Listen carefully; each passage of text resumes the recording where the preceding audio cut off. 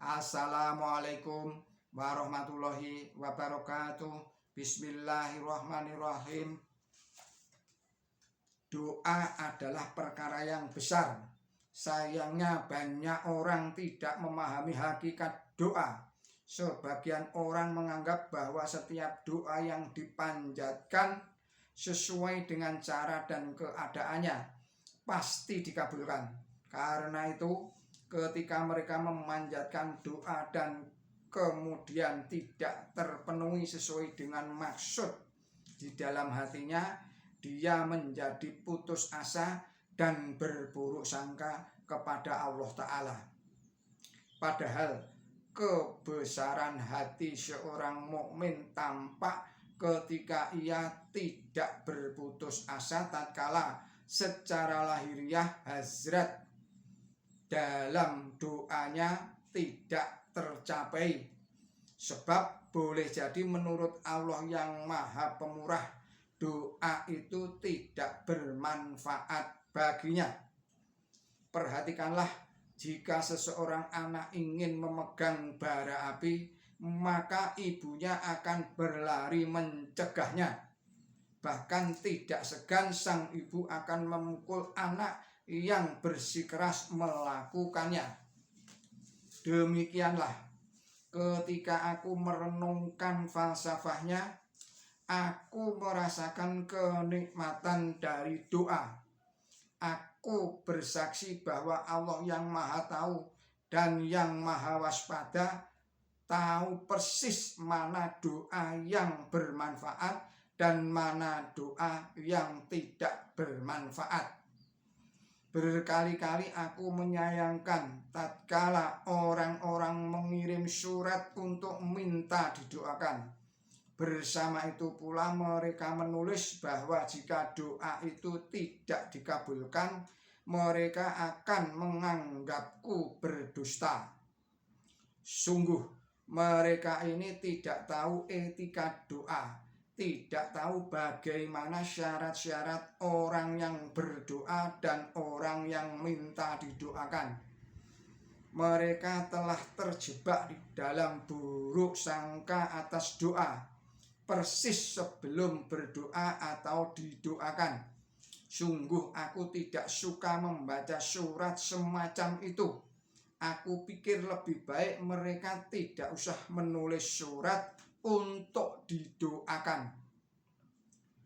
Telah berulang kali kujelaskan, dan selanjutnya secara singkat ku beritahukan bahwa Allah Ta'ala ingin memperlakukan hamba-hambanya sebagai sahabat.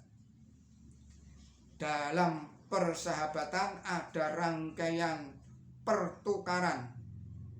Begitu pula di dalam relasi antara Allah Ta'ala dengan hambanya, ada juga rangkaian pertukaran seperti itu.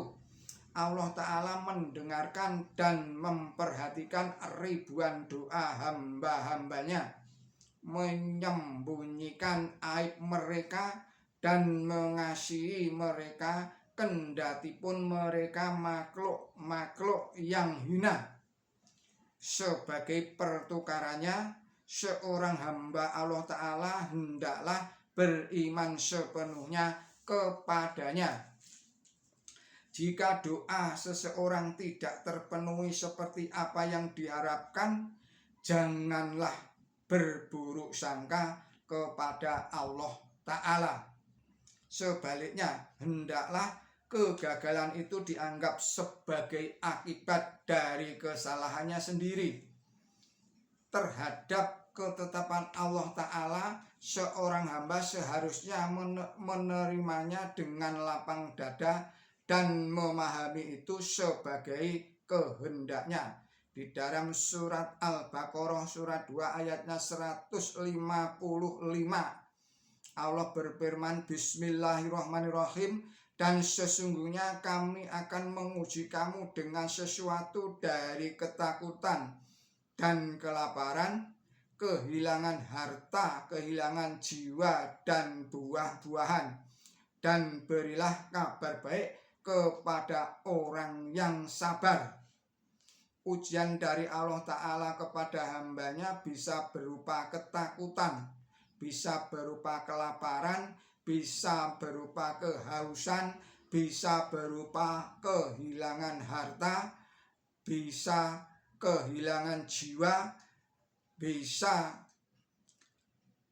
atau kematian anggota keluarga atau sahabat karib yang dianggap seperti keluarga sendiri, dan kehilangan buah-buahan termasuk kehilangan anak atau hasil akhir yang dicapai setelah ada usaha keras. Dan Allah memberitahukan kabar baik kepada orang yang dengan sungguh-sungguh tabah menghadapi datangnya ujian atau cobaan, yaitu orang yang tatkala datang musibah kepadanya dia berkata, Bismillahirrahmanirrahim, sesungguhnya kami ini kepunyaan Allah dan kami akan kembali kepadanya. Surat Al-Baqarah surat 2 ayatnya 156. Ingatlah, seseorang baru bisa menjadi hamba Allah Ta'ala yang istimewa jika dalam setiap cobaan yang menimpanya dia mendahulukan Allah Ta'ala dan memilih Allah Ta'ala sehingga hatinya tentram. Doa adalah ungkapan hasrat manusia kepada Allah Ta'ala atas sesuatu yang hendak diperoleh atau dicapainya. Karenanya kehendak Allah lah yang seharusnya diutamakan, meski terkadang Allah yang maha mulia memenuhi juga kehendak hambanya. Kesempatan pembalasan lainnya yakni sebagaimana terdapat di dalam surat Al-Mu'min surat 40 ayatnya 60, Bismillahirrahmanirrahim, mohonlah kepada Allah, niscaya Allah akan mengijabahi permohonanmu. Allah Ta'ala akan menerima doa yang hamba.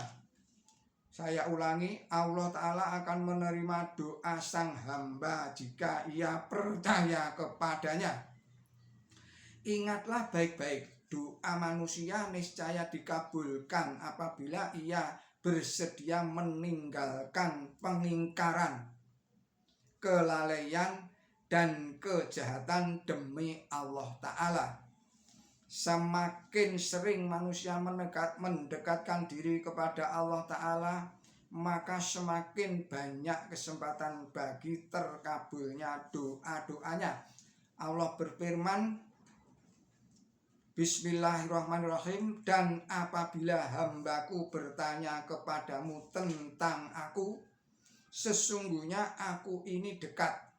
Aku mengabulkan permohonan orang yang berdoa tatkala dia berdoa kepadaku. Maka hendaklah mereka memenuhi seruanku dan beriman kepadaku agar mereka dapat menemukan jalan yang benar. Surat Al-Baqarah surat 2 ayatnya 186.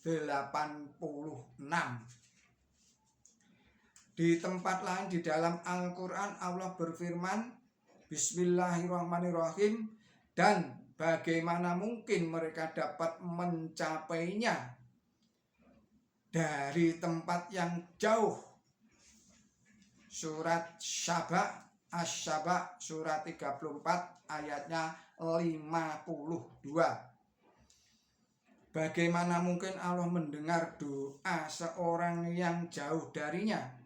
Secara umum alam pun sudah memberikan suatu pelajaran kepada kita. Suara yang jauh tidak mungkin dapat didengarkan. Bahkan bukan berarti Allah Ta'ala tidak dapat mendengar.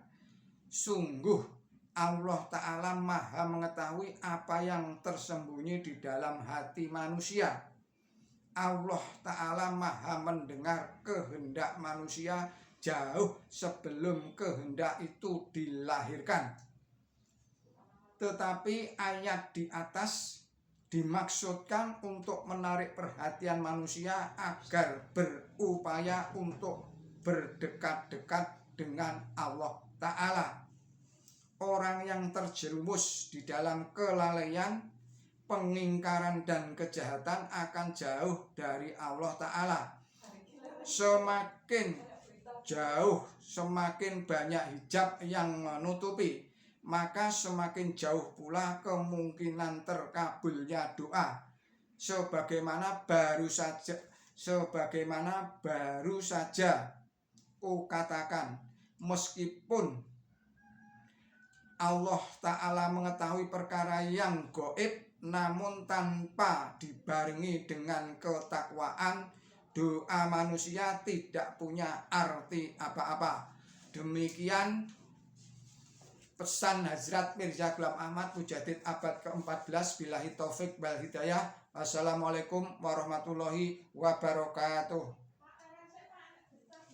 Iya.